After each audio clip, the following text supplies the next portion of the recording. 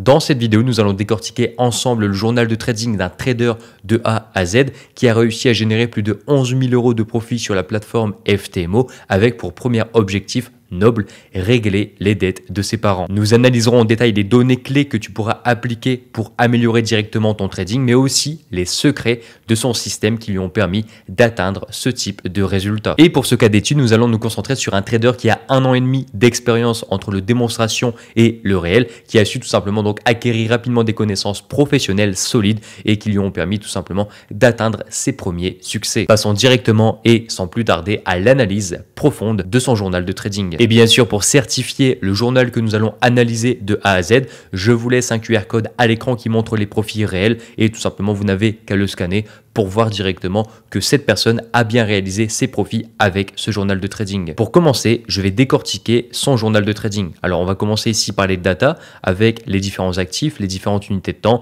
les différentes heures, les différents ordres, les structures, la structure numéro 2. Donc, ça peut être encore une fois une figure donc psychologique, double bottom, consolidation, épaule tête épaule. Ensuite, une construction. Donc, quel type de structure définit son opportunité. Ensuite, le profit généré, le pourcentage de risque sur le trade engagé, le résultat du trade, le jour de la semaine, le mois et la date. Actuellement, le journal de notre trader se compose de 102 trades. Donc, on va avoir pas mal de temps pour voir les différents trades, que ce soit les phases de drawdown, mais aussi les phases de profit. Mais on va bien sûr donc pas passer sur les 100 trades. Et juste en dessous de la liste des trades, on va retrouver quelque chose de vraiment important qui a permis encore une fois à ce trader d'avoir des résultats. Donc, prends de quoi noter et commence à marquer les erreurs ou tout simplement encadre-les si aujourd'hui tu les fais. Parce que si aujourd'hui tu les fais, tu n'auras pas des résultats intéressants et tu auras encore moins des résultats comme ce type de trader. Allez, on commence avec les erreurs à ne plus commettre et on va parler donc de faire attention à l'overtrading et réduire son nombre de trades. Beaucoup de débutants cherchent à prendre un maximum de trades pour générer un maximum de profit, mais en trading, on va dire que la méritocratie de trader souvent, donc prendre beaucoup de trades, n'existe pas. Pourquoi? Parce qu'aujourd'hui, quelqu'un qui va trader par exemple avec 1% de capital et va prendre 10 positions par semaine, alors à l'équivalent, quelqu'un aurait simplement à trader avec 5 opportunités par semaine avec 2% de risque pour potentiellement atteindre des résultats similaires. Ok, le nombre de trades, l'overtrading ne doit pas être utilisé, que ce soit en day trading, en scalping ou en swing trading. C'est quelque chose qui va vous demander énormément de temps parce que plus tu prends trade, plus ça va te demander du temps. Mais au final, tu ne sais pas si ce temps que tu vas investir te sera profitable. Et c'est pourquoi, encore une fois, tu dois investir, donner le moins de temps au marché pour être rentable au minimum sur le temps investi. Ensuite, ne pas perdre la raison, faire attention aux émotions et ne pas perdre le contrôle. Et quand il parle de perdre la raison ou même faire attention aux émotions, donc c'est uniquement par rapport à l'argent réel. Je sais que beaucoup aujourd'hui de débutants qui traitent en démonstration ont des problèmes psychologiques. Et vraiment, ces personnes-là, je vous invite à faire vraiment un travail psychologique, vous former sur la psychologie ou même tout simplement comprendre les rouages et les mécanismes du trading qui est régi uniquement par les probabilités. Parce que si aujourd'hui tu as déjà des émotions en démonstration, alors en réel, ça sera encore plus compliqué sur un capital qui est faible. Mais quand tu vas générer, comme on peut le voir donc sur ce trader, plus de 11 000 € de profit, tu te doutes que ta psychologie, tu te doutes que tes émotions vont être beaucoup plus nocives si bien sûr ils viennent interférer avec tes positions en cours ou même tout simplement ton trade management ou les positions que tu vas avoir dans le futur. Ensuite, attendre une belle bougie de confirmation au-dessus ou en dessous de la zone de prix clé pour la prise de position.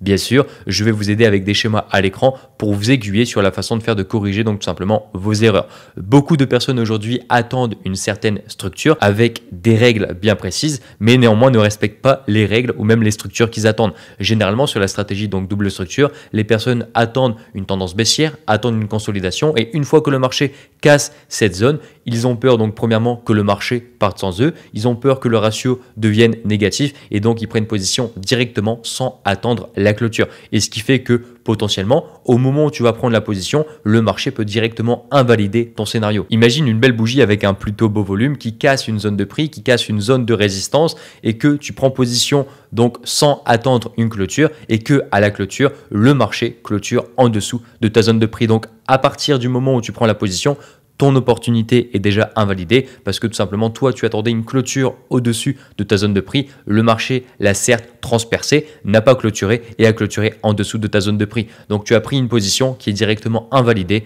par tes émotions. Et cela se produit souvent par rapport au ratio. Par exemple, si tu as une opportunité avec un ratio de 2,5, de 2,8 et que l'opportunité commence à évoluer un peu plus haut et tu n'attends pas la clôture, alors tout simplement, tu vas te dire, je vais prendre position parce que mon opportunité respecte les 2,5 malgré qu'elle n'a pas encore clôturé. Et quand tu prends position, ça peut arriver, donc le scénario présenté juste avant, la bougie soit se transforme en une bougie d'indécision, ça peut être un doji, ça peut être une bougie qui montre un côté acheteur plus fort ou un côté vendeur plus fort, mais attention à ça, tu dois toujours prendre position quand le marché clôture parce que c'est ce qui définit si oui ou non ton opportunité est valable et ne tente jamais d'anticiper le marché parce que généralement les 3/4 ou 99% des gens qui tentent d'anticiper le marché ne font pas d'argent en trading. Ensuite, ce trader préfère donc mettre son stop loss sous un plus bas ou sous un plus haut. Pourquoi? Parce qu'encore une fois, tu as le choix, imaginons de prendre position sur ce genre de structure où ton stop loss est on va dire dans le vide, donc qui clairement ne respecte pas la stratégie et toi ton but c'est de placer donc sur n'importe quelle stratégie basée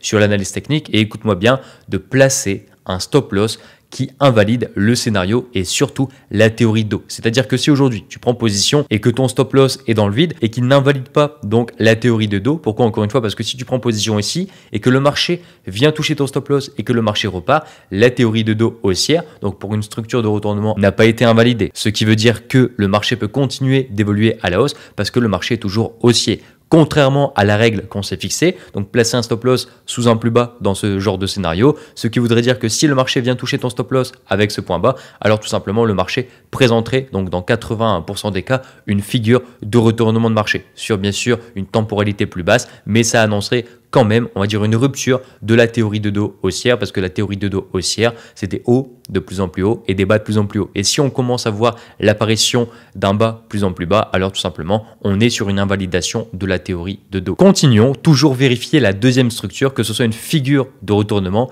ou alors de consolidation. Beaucoup font l'erreur de tracer une structure et de prendre position directement à la cassure de la résistance sans jamais attendre une deuxième structure. Ce qui veut dire premièrement que les datas que tu vas récolter ou même le trade que tu vas engendrer sera complètement faux parce qu'il ne respecte pas le backtest de la stratégie. Et donc si tu fais une erreur, si tu prends position sans attendre une belle structure de consolidation ou alors une structure de retournement, par exemple comme je te laisse à l'écran, alors c'est une faute grave et cela ne respecte pas la stratégie. Et plus tu vas t'écarter des schémas types de la stratégie, moins tu auras de chance d'être rentable sur la durée. Celle-ci est très intéressante pour les traders de la double structure. Si le prix est proche d'une zone dangereuse, donc une zone psychologique où le marché a montré plusieurs fois qu'il était tout simplement prêt à rebondir, même si encore une fois il a cassé la zone de prix, il faut avorter le trade.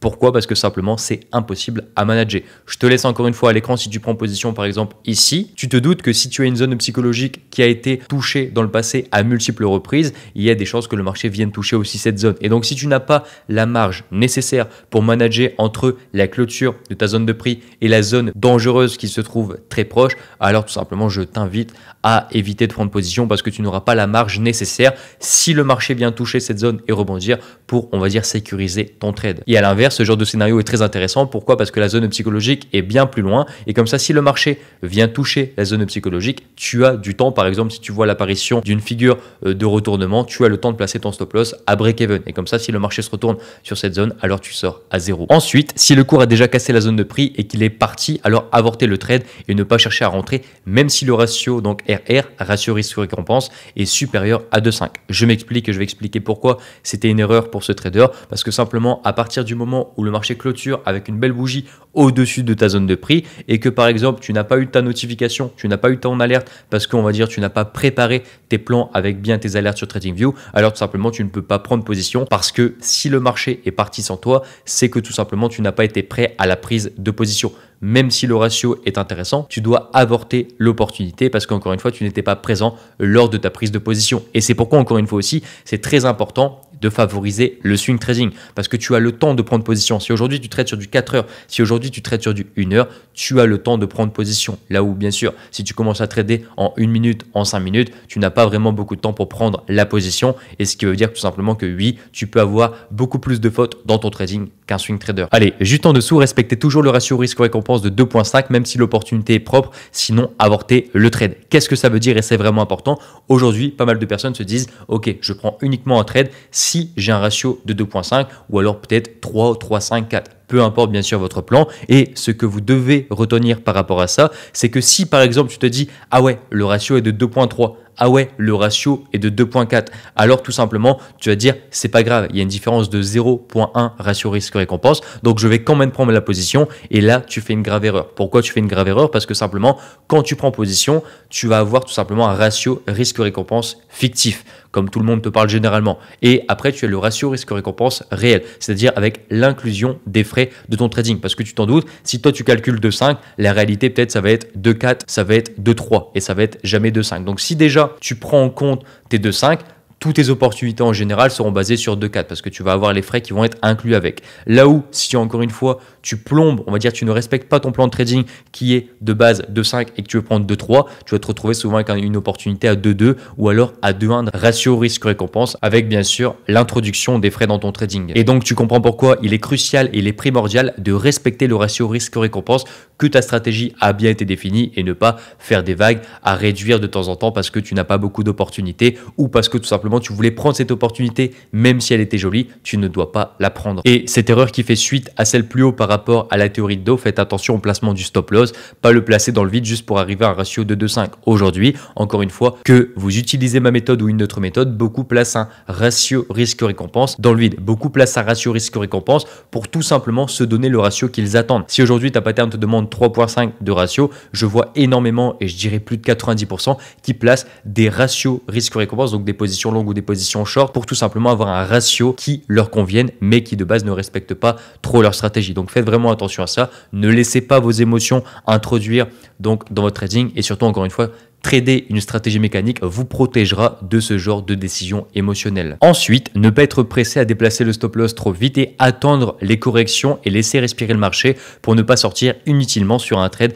qui peut être gagnant. Avec l'exemple que tu nous as fourni, ce qui veut dire que tu vas prendre position, le marché va commencer à évoluer à la baisse, tu vas vouloir, on va dire, déplacer ton stop loss très rapidement et le marché va te faire sortir et puis ensuite donc repartir dans la bonne direction. Conclusion, c'est quoi? C'est si aujourd'hui vous travaillez un setup, surtout en swing trading. En swing trading, une prise de position va se faire sur une semaine, 2 semaines, 3 semaines. Donc tu as le temps de préparer ton plan. Tu es un joueur d'échecs, tu as déjà bien défini tes scénarios, tu as déjà défini comment tu vas faire ton trade management et ce n'est pas quand tu prends une prise de position que tu dois directement déplacer ton stop loss après 2, 3, 4 bougies dans ton sens. Ok? Je vois pas mal de personnes qui sont un peu parano par rapport à ça. Ils ont peur que le marché se retourne, peu importe l'opportunité qu'ils vont avoir. Et ce qui fait tout simplement que quand le marché commence à évoluer dans leur direction, donc qui respectent leur stratégie qu'ils ont bien backtesté avant, se retrouvent à déplacer un stop loss très rapidement parce qu'ils ont peur que le marché va se retourner ou se retourne. Donc ce qui fait que généralement tu sors alors que ton trade était bon de base, mais que émotionnellement, tu as peur que le marché se retourne et donc tu as déplacé de façon très courte ton stop loss. Et on peut le voir donc sur son écran, le marché a directement touché son take profit si celui-ci aurait été patient, si celui-ci, écoutez bien, aurait respecté son plan. On continue et cette fois-ci une erreur donc basée sur les annonces économiques et sécuriser avant l'annonce économique donc de l'IPC USD. Si le trade est en cours, donc tout simplement est en profit, le mettre à break-even. Et sinon, donc si tu n'as pas encore pris la prise de position, diviser le risque par 2. Si de base tu risques 1%, tu peux rentrer sur le trade avec 0,5%. Ce qui fait que même si une annonce économique se produit, on va dire ton risque injecté sur les marchés sera réduit et donc si le marché propose une volatilité extrême, chose qui est tout simplement imprévisible, peu importe l'annonce économique qui va être présentée, tu ne peux pas savoir quelle sera la volatilité donc du marché, peu importe l'annonce économique et donc ça te permet donc de sécuriser le risque engagé sur un trade. Ensuite, une règle très intéressante qui est instaurée dans son trading, donc ne pas prendre de renforcement s'il n'a pas sécurisé le mois en profit. Prendre un renforcement en divisant le risque par 2 seulement si je suis déjà en profit avec un ratio risque-récompense,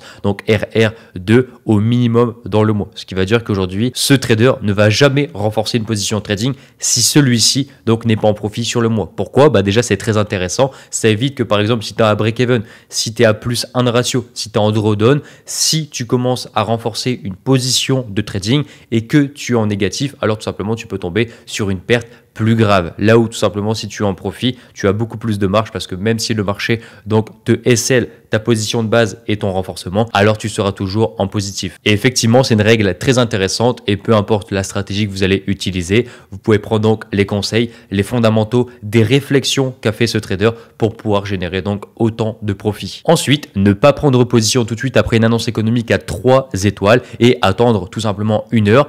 Et aussi, donc si l'annonce économique est après 20 heures, attendre le lendemain pour la prise de position. Alors pourquoi cette règle? Parce que tout simplement, certaines annonces économiques ne se déclenchent pas donc forcément au moment précis. Par exemple, si une annonce économique est à 14h30, encore une fois pas toutes, ça dépend encore une fois des attentes. Si le marché ne réagit pas à 14h30, il peut réagir à 15h10, il peut réagir à 15h20. La réaction économique et la volatilité par rapport à une annonce économique peut être, on va dire, décalée ou à retardement. Bien sûr, encore une fois, l'annonce économique et pourquoi cette règle est très intéressante et c'est sûrement une erreur qu'il a dû faire et que maintenant il a corrigé. Bien sûr, si je n'ai pas lu certaines règles, comme par exemple donc faire attention à la MM100, c'est parce qu'encore une fois, il doit vérifier avec plus de data. Parce que plus tu as de data, plus tu pourras en tirer des conclusions sur ton trading, moins tu as de data, moins tu pourras en tirer des conclusions. Avant de continuer et avant de passer sur les trades, on va faire un petit tour donc sur ces data et aussi on verra donc après la récolte de données pour améliorer vos résultats et surtout ce qui a pu en tirer avec les data qu'il a pu récolter.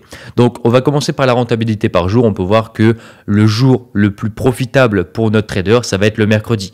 Comme le jour le moins profitable, ça va être le vendredi. Ensuite, pour le mois, donc le mois le plus productif et généralement le mois le plus profitable, ça va être le mois de juillet. Et son mois le moins profitable, ça va être tout simplement donc septembre avec moins 4 de ratio. Et donc, comme il risque 1%, il a perdu moins 4,1%.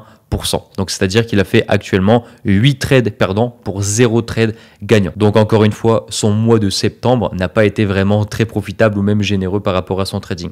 C'est pas grave, c'est les probabilités du marché. Donc, actuellement, notre trader tourne environ à 50% de profit sur une année. Donc, il y a déjà une performance très intéressante. On peut voir que le win rate le plus haut, donc ça a été en août avec 70% de win rate et le win rate le plus bas était tout simplement 0 qui correspond à septembre. Pour rappel, cela fait uniquement 1 an qu'il travaille vraiment son trading à fond et qu'il a commencé un journal de trading. Et c'est pourquoi j'ai parlé de 1 an et demi précédemment, mais il a vraiment commencé à devenir professionnel dans son trading à partir de janvier. Et donc c'est pourquoi on a des datas uniquement sur l'année en cours. Ensuite, son actif le plus profitable où il n'a jamais perdu un trade, ça va être EuroCHF, KJPY, ça va être aussi NZDCAD. Donc bien sûr, encore une fois, toutes les datas que vous allez voir, toutes les données concernent uniquement son trading. Ne copiez pas, on va dire, les actifs les plus profitables parce que généralement, c'est pas la meilleure chose à faire si tu veux respecter aussi tes propres datas et surtout ta vision de trader qui est personnelle. Bien sûr, il y a des erreurs comme les erreurs qu'on a vues précédemment qui sont intéressantes à prendre en compte parce que c'est des erreurs de base de la stratégie que tu peux toi-même corriger,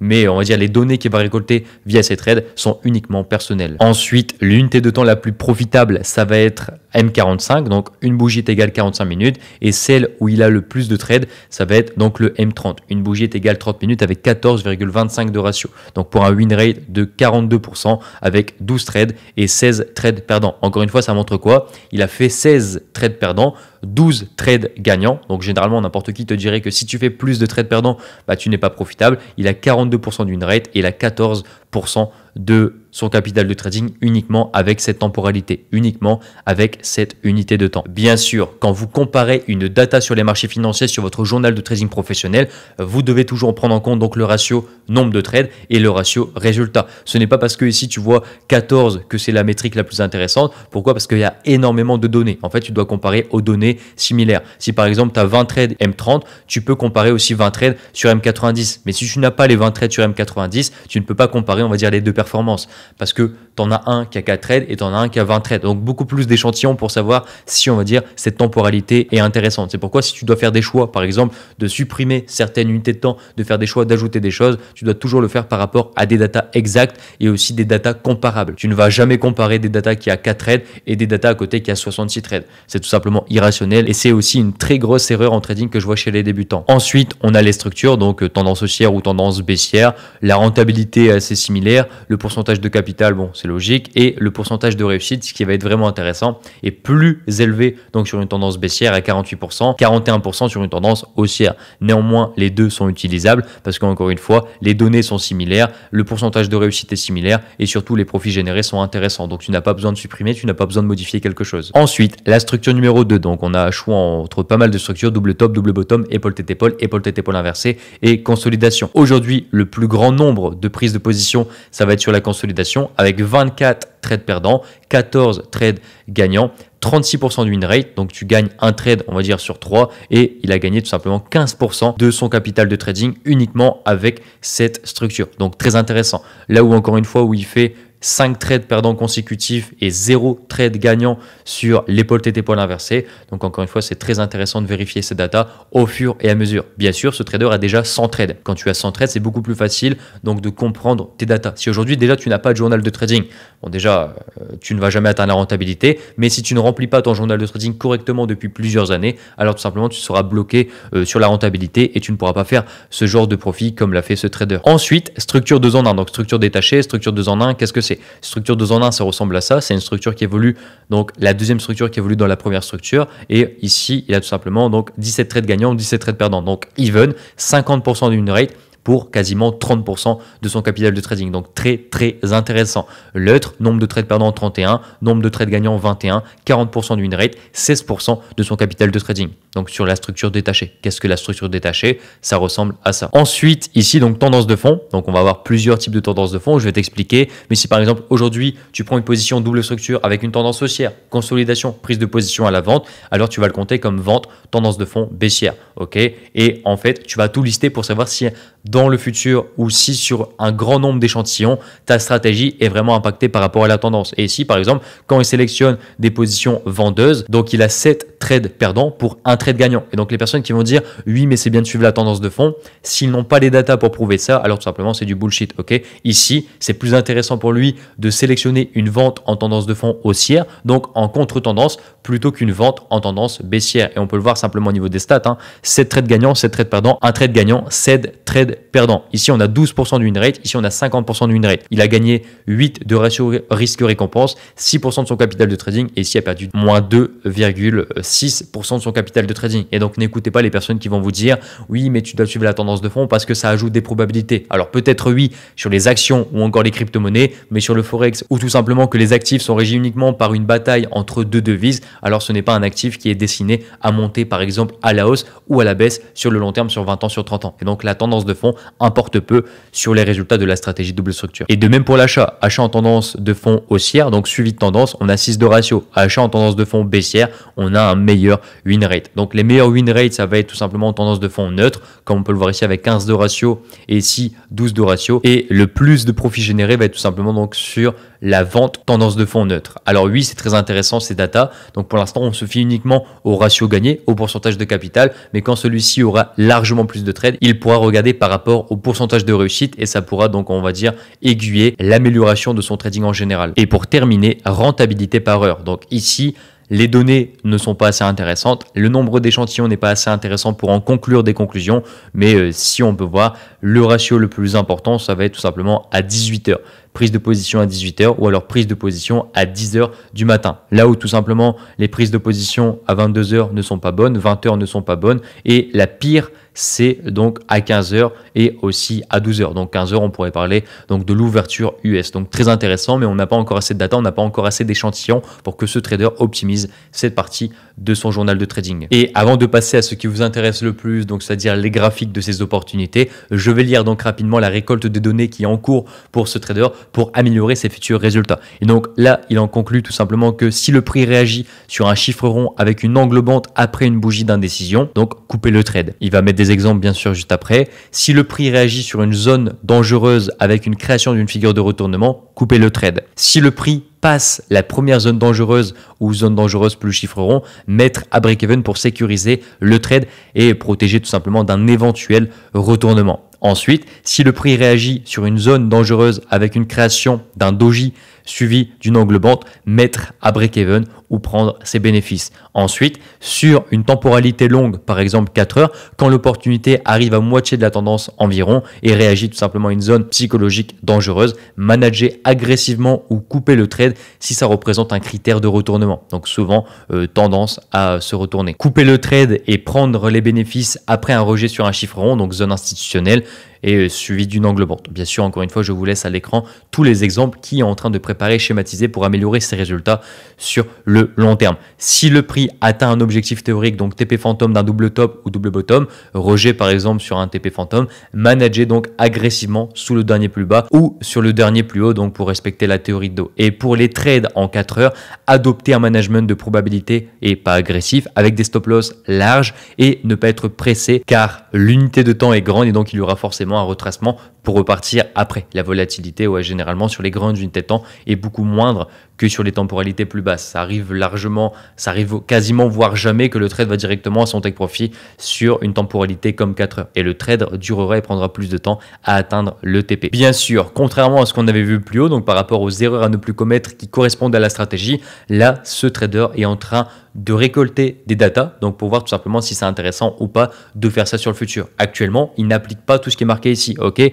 Tout ce que je viens de citer, toute la récolte de données pour améliorer ses résultats, il n'applique pas encore ce genre de règles. Ben pourquoi? Parce que tout simplement, il n'a pas encore assez de data pour valider et pour confirmer son hypothèse. Actuellement, on peut voir qu'il y a 2 trades sur le premier et c'est pas encore énormément rempli. Et donc, encore une fois, pour l'instant, ça reste des hypothèses. Hypothèses, tu ne vas pas les utiliser. Et quand ça devient des confirmations ou qu'il y aura par exemple 40 fois la même erreur ou le même scénario typique, il pourra tout simplement commencer à pouvoir envisager à introduire ces règles qu'on vient de citer dans son trading. Bien sûr, la récolte de données est individuelle, la récolte de données est personnelle et moi vraiment j'ai coaché, donc j'ai formé énormément de personnes et la différence entre les personnes qui avaient vraiment des réels résultats et les personnes qui n'avaient pas de résultats, c'est les personnes simplement qui traquaient les données via son journal de trading et encore une fois, un journal de trading professionnel et pas un Excel ou voilà. Et avant de continuer, je voulais vous signaler que malgré, on va dire, son payout de 11 000 euros, malgré encore une fois qu'il soit un trader rentable sur une année et qu'il performe bien actuellement sur l'année 2024, ça lui arrive aussi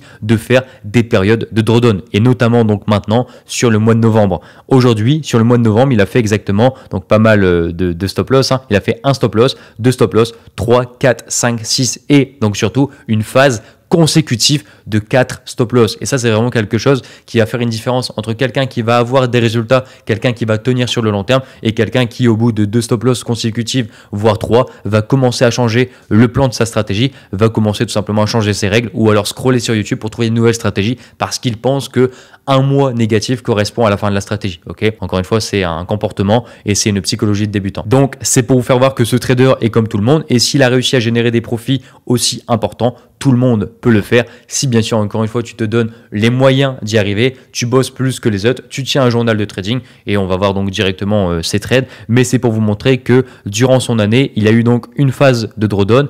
Il a eu une méga phase de drawdown en septembre. On a pu voir qu'il a fait donc environ 8 trades, comme on avait vu sur ses datas et donc c'est représenté directement ici. Bien sûr, il va mettre son drawdown management à l'épreuve directement dans cette phase, mais c'est pour vous dire que qui aurait tanké, qui aurait supporté donc tout simplement plus de 8 trades perdants consécutifs. Et actuellement, juste après, il a fait take profit donc avec 3% qui a remboursé donc tout simplement 1, 2, 3, 4, 5, 6. Voilà, ça a remboursé quasiment 6 trades le take profit qu'il a fait le jeudi octobre, le 3 octobre 2024. Et donc, c'est pour vous dire que même si tu as une phase de drawdown, même si tu as une phase avec énormément de stop loss, si tu continues à suivre ton plan, quand tu auras un take profit avec un bon ratio, ça va tout simplement donc corriger et balayer toutes les pertes que tu as fait précédemment. Donc c'est vraiment intéressant de suivre son plan parce qu'encore une fois, 6 trades perdants, il les a corrigés directement sur un seul trade. Bien sûr, il a aussi également donc eu des phases en take profit d'affilée, donc c'est-à-dire ici en juillet où il enchaîne 1, 2, 3, 4, 5, 6, 7, 8,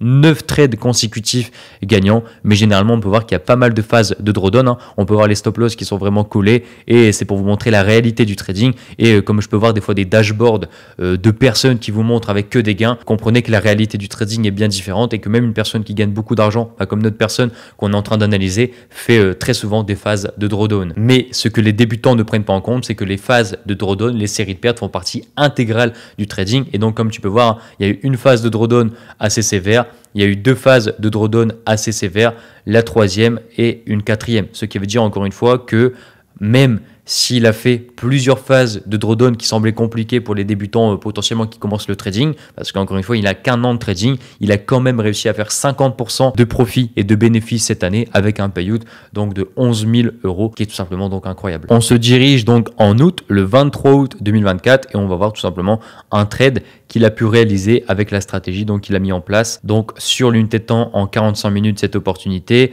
on a une tendance haussière double structure et on a un double top. Ok, très intéressant. On est en tendance de fond, donc vente en tendance de fond haussière, donc en contre-tendance, comme on a vu donc précédemment. Ici, graphique de la prise de position, donc on a bien des points hauts de plus en plus haut, des points bas de plus en plus haut. Le marché vient casser sa zone, il met le stop loss au-dessus du plus haut, résistance oblique, parfait, on a une moyenne mobile qui est sûrement aussi au-dessus du marché et le marché directement retrace, donc pour valider et retaper encore une fois la zone de prix pour montrer que celle-ci me fait maintenant office de résistance. Ensuite, le marché explose à la baisse, il va déplacer son stop loss à la création de nouveaux plus hauts, hormis, donc bien sûr pour mettre à break-even une fois la zone dangereuse cassée. Il schématise une résistance ici, ok, le marché évolue, le marché commence à buter sur la zone dangereuse et le marché casse la zone dangereuse. Il trace ensuite une ligne de tendance baissière et vient placer un stop loss au-dessus de cette ligne et au-dessus d'un point haut. Le marché continue, le marché touche son take profit. Il va donc sortir ici proche de son take profit avec une clôture manuelle qui lui a donné tout simplement donc un ratio risque-récompense de 4,15. Encore une fois, son risque n'est pas de 1% sur cette opportunité et tout simplement le pourcentage gagné sur son capital de trading était 3,15% pour une prise de position prise à 14 heures. Alors oui, je sais que pas mal de débutants ont l'habitude de voir des ratios de 8, des ratios de 9, des ratios de 10 et vraiment vivent dans un trading qui n'est pas réel. Mais aujourd'hui, sur ce journal de trading, tu vois vraiment la réalité du trading. Tu vois des gains qui sont certes intéressants, mais pas non plus des ratios de 10. Tu vois des phases de drawdown, tu vois des moments où il a eu tout simplement des mots négatifs, mais tu peux le voir, donc comme je te laisse encore une fois à l'écran, des payouts très profitables et tu le verras qu'à l'écran après je te laisserai son témoignage qui montre encore une fois qu'est-ce qu'il a pu faire avec ses profits et je pense que ça va en choquer plus d'un. Ensuite, opportunité HODA-USD, donc un lundi 7h du matin qui a fini en take profit. Le marché vient casser sa deuxième structure, il prend une position, il va placer donc tout simplement un stop loss sous le plus bas. Le marché donc continue à évoluer à la hausse. Ensuite, il voit l'apparition d'une structure, donc on va dire ligne de tendance haussière. Il va suivre, on va dire, le prix et son stop loss avec cette ligne de tendance jusqu'à accompagner le prix. Donc ce trade n'a pas été très compliqué, jusqu'à accompagner le prix jusqu'à son take profit. On va maintenant prendre un trade plus récent, donc livre sterling face au yen japonais en 3 heures, une bougie est égale 3 heures, donc en novembre. Et le 19 novembre 2024. Donc ici, c'est un trade perdant et je vais vous expliquer pourquoi. Donc prise de position, tendance haussière avec des hauts de plus en plus haut, des points bas de plus en plus haut, consolidation, très beau pullback avec une très belle bougie englobant. Donc vraiment, le setup est parfait. Prise de position, donc il respecte complètement la stratégie. Le ratio est très intéressant. Et qu'est-ce que va faire le marché? Le marché touche directement son stop loss. Ok, beaucoup de débutants diraient oui, il a fait une erreur. Beaucoup de débutants diraient qu'est-ce que j'ai fait de mal?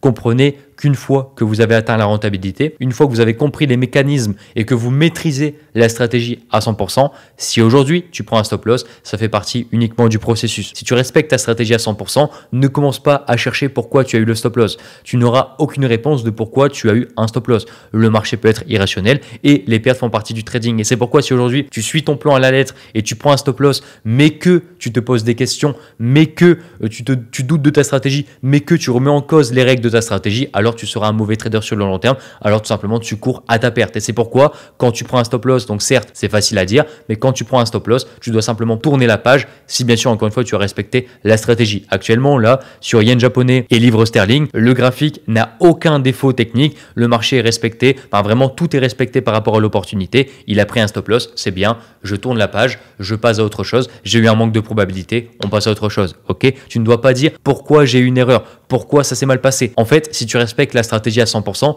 même si tu as respecté la stratégie à 100%, tu peux faire un stop loss. Et donc, ce n'est pas une erreur, mais écoute-moi bien, ça fait vraiment partie du processus. Et le processus pour être rentable, c'est accepter que les pertes font partie du trading et que tu dois suivre ton plan à la lettre de janvier à décembre pour avoir des résultats comme notre ami a eu tout simplement de très bons résultats, 50% de profit sur une année et surtout donc un payout très intéressant de plus de 11 000 €. Et bien sûr, si tu veux continuer donc de toi-même analyser son journal de trading, je te laisse tout simplement le lien en description et je te laisse le journal pendant 48 heures, 72 heures avant que le lien expire. Ça récompensera encore une fois les personnes qui regardent les vidéos donc directement à la sortie pour avoir les meilleures informations donc directement. Bien sûr, comme j'en parlais précédemment, donc il a tout simplement généré ces 10K profits pour tout simplement régler les dettes de ses parents. Et je te laisse à l'écran donc cet avis qui m'a fait le 30 novembre 2024. Et vraiment, c'est un avis que j'ai dû lire donc peut-être 3 à 4 fois pour me rendre compte à quel point ce mec était bienveillant, ce trader était vraiment destiné à réussir. Et je vous laisse bien sûr le screen à l'écran comme je l'ai fait. Et je vous invite à lire ça parce que c'est vraiment une source de motivation. Et vraiment, ce message m'a boosté énormément et je pense vous boostera parce qu'en 1 an et demi, faire 11K de profit et régler les dettes de ses parents, c'est pas donné à tout le monde. Et vraiment, je le félicite. Donc, si tu vas voir la vidéo de toute façon, mais je te félicite. Et je vous souhaite à tous que vous puissiez donc réaliser ce genre de rêve ou réaliser ce genre d'objectif dans vos vies. Bien sûr, encore une fois, son payout est 100% donc legit. Et je te laisse encore une fois à l'écran le screen de son payout où tu peux scanner et tu peux aller voir donc directement sur FTMO. Tu verras son nom et tu verras le nom aussi sur Trustpilot. Mais voilà, c'est exactement la même personne qui nous a fourni ce journal de trading et qui a fait ce genre de performance. Tout le monde peut réussir avec de la volonté et l'envie de réussir. Sois meilleur que les autres, bosse ton trading plus que les autres et simplement tu auras des résultats. Voilà, j'espère que cette étude de cas vous a plu et qu'elle vous a permis donc d'apprendre un peu plus sur la stratégie double structure, corriger certaines erreurs, comprendre certaines choses qui de base vous n'avez pas compris et qu'elle vous aidera donc sur le long terme à avoir de meilleurs résultats que la veille et que le vous d'aujourd'hui. Et bien sûr, pour les plus motivés, je vous laisse le journal de trading donc en description pour tout simplement mieux comprendre et prendre plus le temps de comprendre comment cette personne a eu ce genre de résultats. Donc tu as juste à cliquer sur le lien et tu seras en lecture seule pour comprendre comment avoir un journal de trading professionnel et comment il a généré donc ces 11 000 € de profit. Voilà, j'espère que les informations qui ont été échangées ont permis donc tout simplement de débloquer quelque chose dans votre tête ou dans votre trading. Bon trade à tous et je vous souhaite la réussite.